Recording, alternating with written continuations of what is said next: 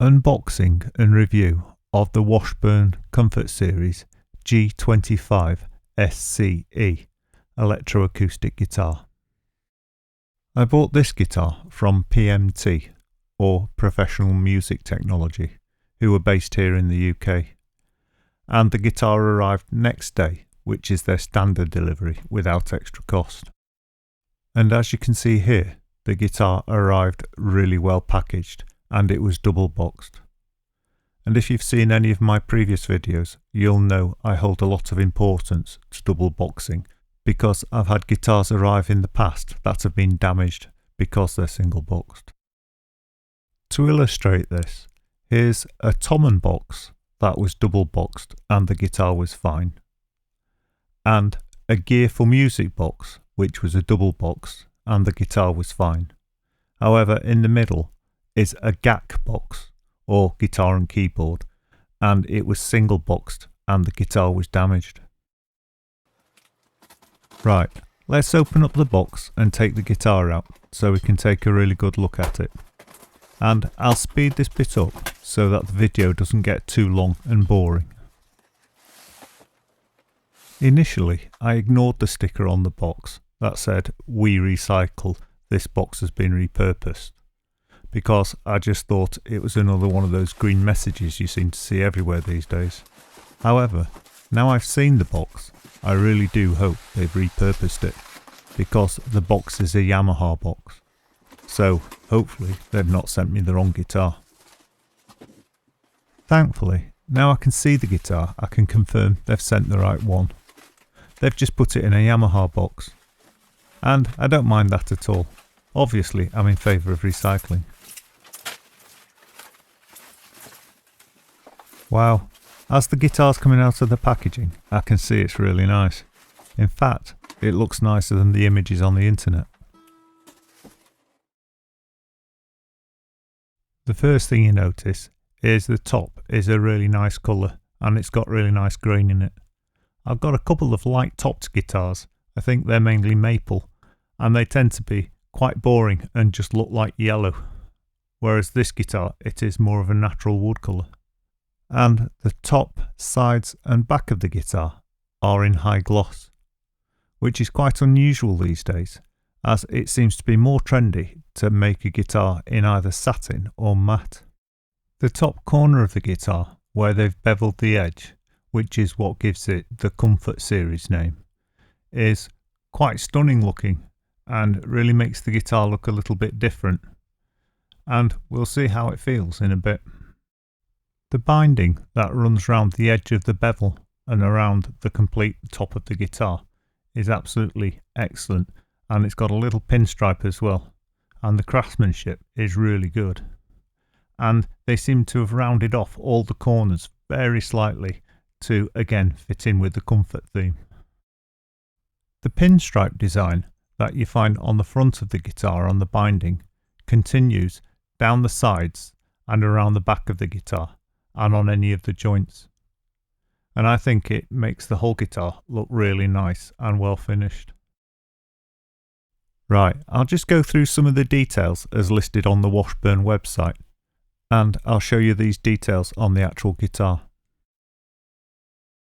The top is solid Sitka spruce, and the sides and the back of the guitar are Pau ferro, which is a nice dark wood. The body shape is a grand auditorium with a cutaway, so you get greater accessibility to the higher frets. The rosette, or the design round the hole, is what they call the Washburn Parquet 3-ring design, and it's quite unusual these days to find an inlaid pattern, as most makers prefer to use transfers under the lacquer, and some, even very expensive guitars, will just use stuck-on plastic rings. The bridge is mahogany bound of Angkol, and it really is nicely finished and it looks the part. And I've not come across many acoustic guitars where they've bothered to bind the bridge, but it does look nice. Looking inside the guitar then, you can see the Washburn emblem and the fact that they're celebrating over 125 years of making guitars. However, if you look right down at the bottom in the very small print, you'll notice that this guitar is actually made in China. But so far, this doesn't seem to have affected the quality. It still seems to be a really good quality guitar.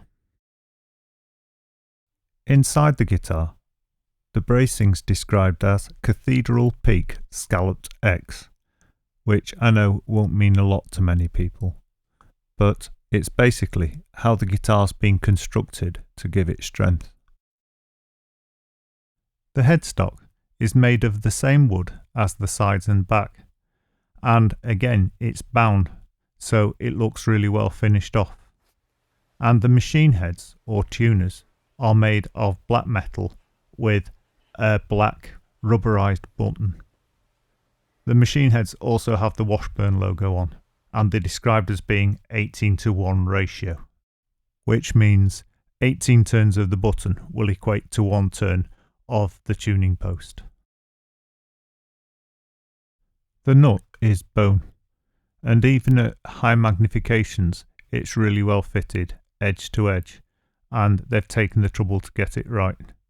Now, I've seen many guitars of this price range where the nut seems to be just thrown into place, whereas this one has really been cut to fit properly. I'm assuming that the saddle is also bone, but I haven't found anything anywhere to say that it is or it isn't, so I might have to check that in the future when I change the strings. Just like the top of the body and the sides, the headstock is in high gloss on the top. However, when you turn the guitar over, you'll notice that the back of the headstock and the neck is all in the matte satin finish, which is very popular these days. However, once you get back to the body and the back, that's all in the high gloss again. I really like the little touches they've put in places like the heel where they've put a W for Washburn. The neck's got a really nice feel to it, and it's nicely finished as well. And the width at the nut is 44mm, which is probably the most common width at the nut for a steel strung acoustic guitar. For an acoustic guitar, it's got a nice slim neck, and I'd say it's a little like a chunky Fender Strat or something. But really, in order to judge the feel of the neck, you'd really have to hold it yourself, as everyone's different on what they like. But personally, I could play on this all day long. And whilst we're talking about the feel of the guitar, I need to point out that it's been provided with D'Addario XP16s, which are 12 to 53 gauge guitar strings that are fairly light. However, you could go a little lighter or heavier if you prefer, and I do feel that these strings could do with being replaced, because I don't know how long it's been sat around the shop or warehouse, but the strings sound a bit dead to me. The frets have been really nicely finished, and from edge to edge they've been polished and rounded properly, so there's no sharp edges, and the level seems to be true. However, the action's a little bit higher than it should be, and looking down the neck I can see that the neck relief is wrong, and there's a slight bow in the neck. So before I test the guitar, I'll set this correctly to give the guitar its best chance at a decent review. This video isn't about guitar setup, but I'll show you what I'm going to do anyway, and hopefully you can see the bow in the neck in this image. And this isn't unusual for a new guitar, because when it was in the factory the neck was relaxed. However, once you've put all the strings on and tightened them up, you're basically trying to pull the headstock towards the bridge, and this just causes a slight bow which has to be compensated for with the truss rod. Now, to correct this, I just need to tighten up the truss rod a little bit, and the truss rod is inside the sound hole at the base of the neck. And to adjust it, I just need to turn the truss rod a quarter of a turn clockwise, then recheck the neck with a straight edge, and then repeat this process until I'm happy it's straight. Now, this video isn't about setting up the guitar. However, I have done a video on setting up an acoustic guitar, and I'll put the link to that video down below in the description in case you want to watch it. Unfortunately, this is where the review went horribly wrong. The first thing that happened is I looked in the box for the Allen key to adjust the neck, and it wasn't there. So I thought I'll go on and review the rest of the guitar. However, when I looked closely at the back of the guitar, I realised that the lacquer was all rippled and bubbling up, and it kind of reflected the grain and the figuring underneath the lacquer. Now, the ripples and bubbles in the varnish could have been something to do with the imperfections in the wood. However, these should have been sanded down in the factory really, so that you get a flat finish. So I suspected something else was going on, and therefore I looked around the guitar with an extra critical eye. And I found strange staining around the preamp. Hopefully you can see the staining here. And these stains could have been caused by anything really, from overheating tools to some sort of coolant staining the wood, or even something being glued on the inside of the guitar and glue smudging across the surface before the guitar was finished off. However, my worst thought was that this was water damage. And if it is water damage, this would explain the back of the guitar. So I decided to send the guitar back and get a replacement. And really, this is the best test of any shop. If they dispatch something that just happens to be perfect, you have no idea how their customer care is. However, when you get something like this, you can judge the shop by how they respond. And their first response was a little slow, but after that it was perfect. They literally collected the guitar and replaced it within 3 days. So it was collected the next morning after I emailed them, and then 2 days later I got the new guitar back, which is excellent customer care. So that's PMT for their customer care. I'd give them 10 out of 10. So to be clear then, the review from this point on is a different guitar, but it's exactly the same make and model. They've just replaced it. And the new guitar, maybe the grain's not quite as interesting on the back, but the finish all over the guitar is far better. However, I have to point out it's still got a slight stain around the preamplifier, which is quite annoying. So there's obviously something wrong with the manufacturing process, or whoever's dealing with that job, because something's staining the wood underneath the lacquer. But whatever's causing this problem, not only is it staining the wood here around the preamp, but it's also staining the wood around the heel of the neck, as you can see here.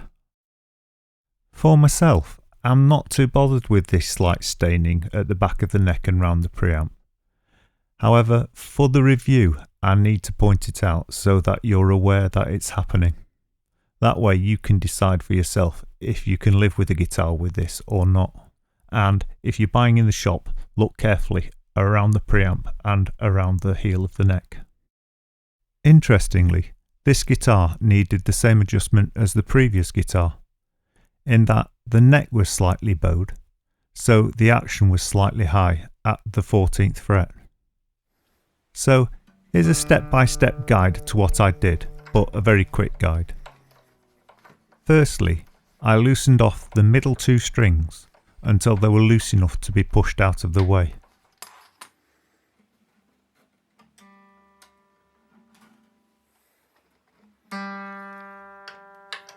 For this job I used a string spreader, and this is a very cheap little device that will just hold the strings out of the way. But if you don't have one of these, you don't need to use one. You can improvise with elastic bands or a bit of sellotape or something. However, I've put the string spreaders up at the 12th fret or thereabouts, because that's closer to the sound hole where I want the strings to be out of the way. Then I can get easy access into the sound hole and to the end of the Allen bolt, which is the truss rod. The Allen key provided with the guitar is a general use Allen key with a short end and a long end. And really it's designed so you use the short end as the tool and the long end for leverage. However, if you do this, you'd end up scratching the wood on the guitar. So I recommend you turn it round and use the long end for the tool. However, then you're severely lacking leverage. To overcome this, I use a metal tube that just fits over the Allen key. However, you can use anything you've got that will do the job. For example, a long reach socket or even the barrel of a metal pen. Just as long as you can get it to fit snugly onto the end of the Allen key so it doesn't slip off. And if you don't mind spending a little bit of money, you can actually buy a special Allen key for the necks of guitars with 2 long ends. And to adjust the truss rod, I did it as I described earlier, and that is I turned it a quarter turn, retested it, turned it a quarter turn, retested it. And in the end I ended up turning it exactly 1 turn. However, now the neck is very straight and the action in the 14th fret, which was over 3.5mm, is now down to under 2.5mm, and this is exactly what it said it should be on the inspection ticket that was with the first guitar. And in line with that, I tested the action at the 1st fret, and it too is exactly what it said it should be on the inspection slip, and in fact it's slightly ticking under. But this meter is extremely sensitive, so I wouldn't put too much weight into that. Now, the fact that I could adjust the guitar to the correct action height very easily is a really good thing. However, I do need to point out that I noticed whilst I was doing this job that the machine heads or the tuners are very slightly out of line. So if you look at it here, you can see they're closer to the wood on one side than on the other. And if they'd have been any more out of line, they wouldn't have been able to turn. But in fairness, as they are, they don't have any derogatory effect on the guitar at all. Right, before we take a look at the preamp, let's try the guitar unplugged. And the first thing I thought when I heard the guitar was Simon and Garfunkel. And it just seems to have that sound that they used to have with their guitars.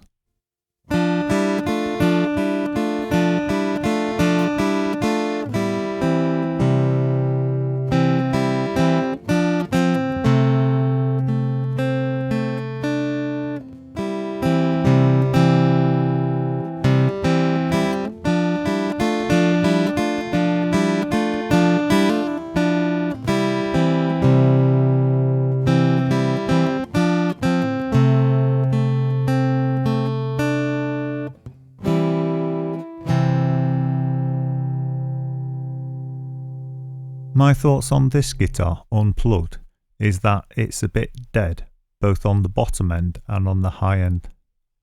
But I think this is because the strings are a bit old. And now, looking at the strings, you can see that there's rust and tarnishing, so they've definitely had it. So before I finish this review, I'm going to change the strings so I'll give the guitar a fair chance. But if you are buying a guitar from a guitar shop with strings in this kind of condition, you should point it out to the shop owner, because I'm sure you could negotiate a free set of strings with the guitar. Right, here's what the guitar sounded like before the new strings and after the new strings.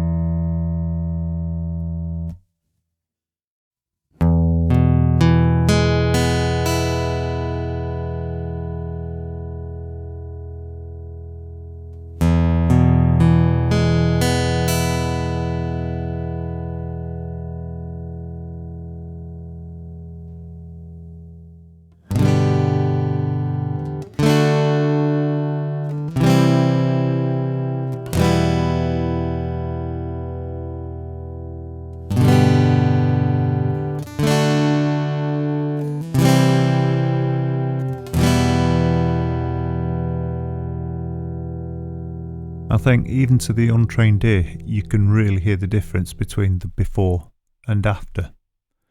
However, you might find you prefer the before. But remember this, with the before, what's missing is the deeper bass sounds and the higher treble sounds. And you can always take those out with your EQ. However, if they're not there, you can't put them back in again. So I think this demonstrates the importance of maintaining fresh strings on your guitar. Right, let's take a look at the electrics. The electrics that come with this guitar are an under-saddle pickup that's wired to a Fishman 501T. And this is very similar to the 301, if anyone's familiar with that one. And you've got a tuner in there, the main volume, bass, middle and treble. You've then got a notch which helps you to remove feedback problems, and a brilliance knob which is new to me, so I'll have a look at this in a minute. It's also equipped with a phase button which helps to maintain the bass at low volumes. At this point in the video I was going to demonstrate the sound of the guitar with the pickup. However, it's thrown me up another nasty surprise.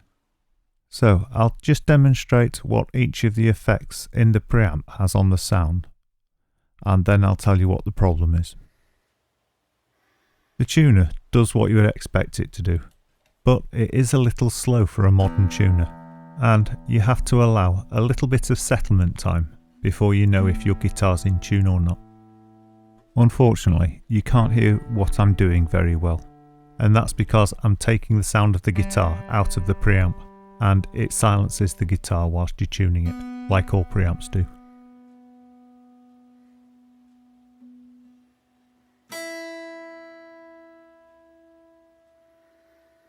The volume control does exactly what you'd expect it to do, so there's no problems there.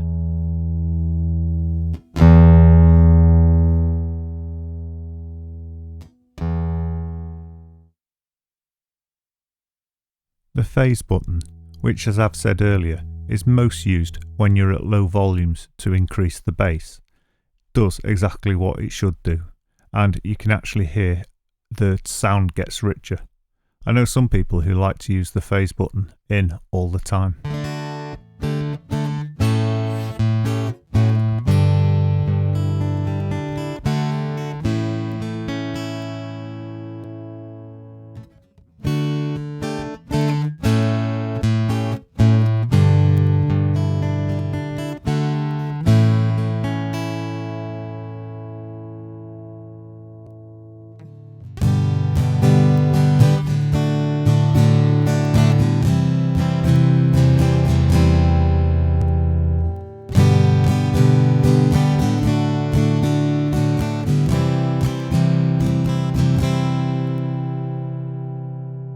I'm more familiar with the Fishman blend, and that has a microphone balance control here. However, I really like the effect the brilliance control has. And for myself, I'd use it to go from fingerpicking style to strumming style, because with fingerpicking you want more richness to the guitar and less tinniness, whereas when you strum, or when I strum, I prefer a more tinny sound. I do like this because it could save you messing around with the 3 EQ controls to get a more tinny sound, whereas here you can do it all on one control, making it a lot quicker to use.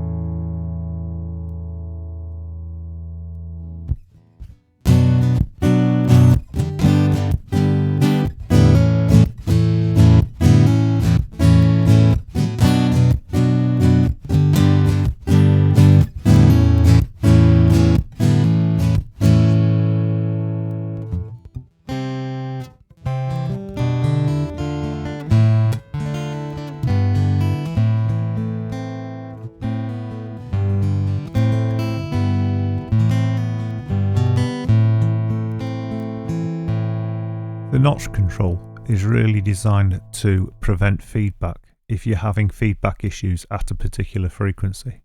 And all it does is it removes particular frequencies. Now you can hear this making a difference in the guitar as I'm playing it now. However, really you only use this when you've got a feedback problem.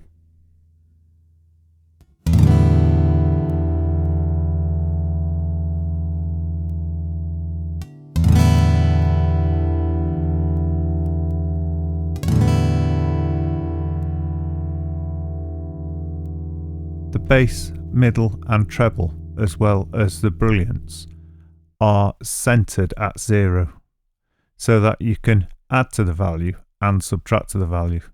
And this of course is the advantage of active circuits. So if, for example, you've got too much bass in the sound, you can remove the bass rather than having to add more treble and mid. And that's all very good in theory. But this is where this guitar has thrown up another curveball, in that the bass control is faulty.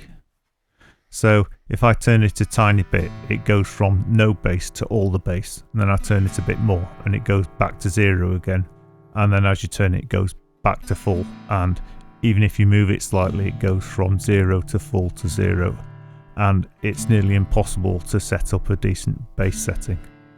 And you could probably hear that in the previous recordings, they were a little bit too bassy.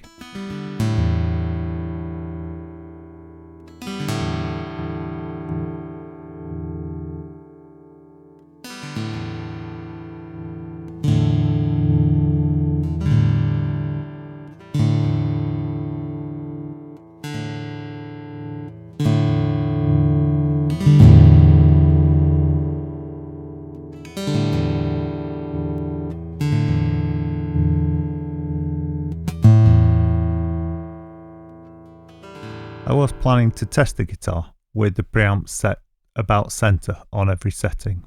However, with the preamp being faulty, I can't do this. So I'll jump to the conclusion. The conclusion of this video is a bit of a paradox, in that the guitar is a really nice one, and it's a really good guitar, but at the same time, it's absolute rubbish.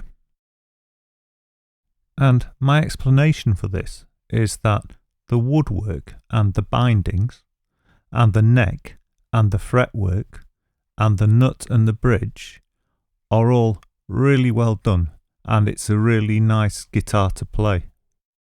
However, the fact that the first guitar had serious issues with its finishing and with staining underneath the lacquer, and the second guitar also had staining underneath the lacquer, and a preamp that's faulty, and machine heads that are out of line, tells me that Washburn have got some pretty serious issues in the manufacturing process. So, what can I say? I'll leave it with you and let you decide whether you like this guitar or not. But if you're seriously thinking of purchasing one of these guitars, I'd go into your local shop or your nearest Washburn dealer and actually get hold of the guitar and put it on your knee and inspect it thoroughly and try it out. And that way you'll be sure you're avoiding any of the issues. However, this is assuming you can, because at the time of filming this review, we're under lockdown and all the guitar shops are closed. And regarding PMT, who I bought the guitar from, the first guitar was dispatched and arrived really quickly. And then the first guitar was replaced really quickly.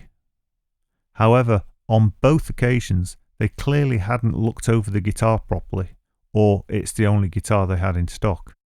So, is it PMT's fault for not inspecting the guitars properly, or is it Washburn's fault for allowing guitars like this through their quality control, and PMT just had to dispatch the best guitars they had in stock?